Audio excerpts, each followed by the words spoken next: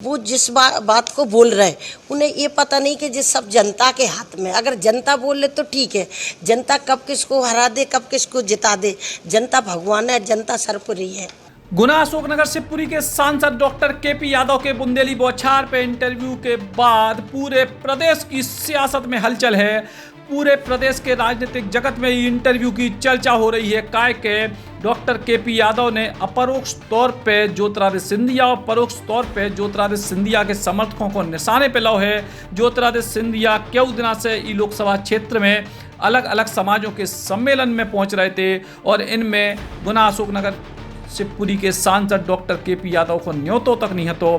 और के बाद केपी यादव ने बुंदेली बौछार के इंटरव्यू में तीखी टिप्पणियां करी और अब प्रदेश की सियासत में इंटरव्यू की लगातार चर्चा है।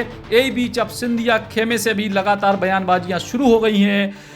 मध्य प्रदेश सरकार की पूर्व मंत्री इमरती देवी ने डॉक्टर केपी यादव यानी गुना के सांसद को नसीहत दी है और उनके बारे में जो कुछ कही है वो आप जरूर सुनो। नहीं तो जो केपी यादव है वो कांग्रेस के कार्यकर्ता थे, सिंधिया जी के कार्यकर्ता थे।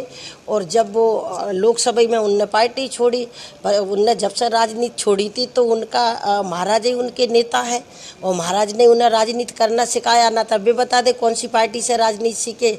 और ऐसे पार्टी छोड़ के जब वो चले गए ना तो जीत गए। तो इससे वजह जनता के जे उनके वो जिस बात को बोल रहे उन्हें ये पता नहीं कि जिस सब जनता के हाथ में, अगर जनता बोल ले तो ठीक है। जनता कब किसको हरा दे, कब किसको जिता दे, जनता भगवान है, जनता सर्वोपरि है। ऐसे बोलना नहीं चाहिए, नहीं बोलना चाहिए, अपने नेता के खिलाफ कभी नहीं बोलना चाहिए। अब हम आपको सुनवा रहे केपी यादव के इंटरव्यू को वो हिस्सा जिसे ज्योतिरादित्य सिंधिया के समर्थकों को सबसे ज्यादा मिर्ची लगी है। कई मूर्ख लोग होते हैं, मैंने तो पहले खुल के भी कहा था कि जिन्हें यही नहीं पता कि हम भारतीय जनता पार्टी में हैं और भारतीय जनता पार्टी की केंद्र में सरकार है, भारतीय जनता पार्टी की प्रदेश में सरकार है, भारतीय जनता पार्टी का यहाँ सांसद है और भरे मन से जहाँ केंद्रीय मंत्री बैठे हैं, जहाँ और भी कई जनप्रतिनिधि बैठे हैं, वहाँ मन से चिल्ला चिल्ला के कह रहे हो कि 2019 में हमसे गलती हुई थी।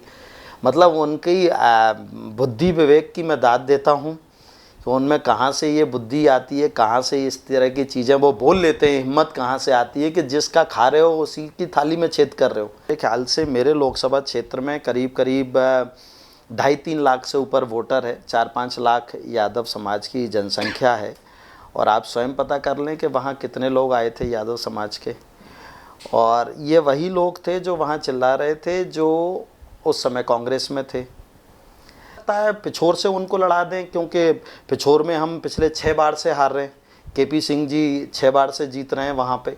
तो हो सकता है ऐसी विधानसभा उनको लड़ा दें या फिर राधोगढ़ में जयवर्धन सिंह के खिलाफ उनको लड़ा दें। तो ये तो पार्टी का निर्णय है, किसको विधानसभा लड़ाएगी, किसको लोकसभा लड़ाएगी, किसको क्या दायित्व देगी। और एक ऐसा रिजल्ट आया था, वो आज के दिन को तो मैं कभी अपनी ज़िंदगी में नहीं भुला सकता कि आज वो रिजल्ट आया था कि जिसकी चर्चा ना सिर्फ देश में बल्कि विदेशों में भी हुई। तो आज का दिन तो बड़ा सुखद था। और वो दिन सिर्फ इसलिए नहीं था कि उस दिन मेरी जीत हुई थी, जीत मेरी नहीं हुई थी, उस दिन लोकतंत्र की जीत हुई थी, प्रजातंत्र की जीत हुई थी, भारतीय जनता पार्टी की जीत हुई थी, राष्ट्रवादियों की जीत हुई थी। गुना अशोकनगर शिवपुरी की लोकसभा सीट को लेकर अब से जंग शुरू हो गई है। डॉक्टर केपी यादव कह रहे हैं कि हम तो बढ़िया काम कर रहे हैं। वहीं ज्योतिरादित्य सिंधिया के समर्थक अपने नेता को फिर से यही लोकसभा से चुनाव लड़वावे के इच्छुक हैं। और विधानसभा चुनाव पहले मध्य प्रदेश में है, सो लोकसभा तो दूर है। जी पूरी राजनीति को नुकसान कितों विधानसभा में ना हुए भारतीय जनता पार्टी को। अशोकनगर से विश्वास अगरिया, बुंदेली बौछार पिलाने। Shri Krishna university Chhatarpur, the hi-tech university in central India. Bundelkhand के लिए गौरव की बात है कि अब छतरपुर में हम आपको देंगे विश्व स्तरीय एजुकेशन सिस्टम और वर्ल्ड क्लास इंफ्रास्ट्रक्चर।